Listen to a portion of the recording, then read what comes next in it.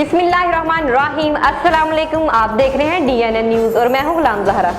अब रुख करते हैं खबरनामे की तरफ। कंगो वायरस से मुतासरा महकमा सेहत की तिब्बी अमले की मजीद 2 अफराद को एयर एम्बुलेंस के जरिए कराची मुंतकिल कर दिया गया।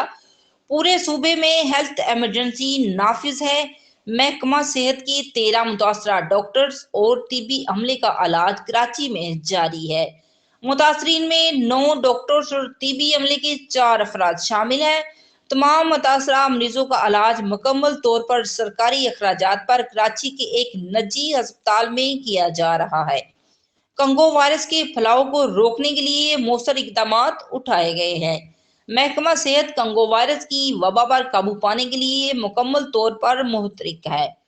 सूबे की तमाम मुआशी मंडियों में स्प्रे किया जा रहा है। कमिश्नर महकमा लाइव स्टाइल के अफसरान को जिला में एहतियाती तदबीर पर अमल दरामद को यकीनी बनाएंगे। निगरान वजीर आला बलूचिस्तान की हदायत। Report Naseemullah Mughal, DNN news, Quetta. अब तक के लिए इतना ही। मजीद खबरों के लिए हमारे साथ रहिए।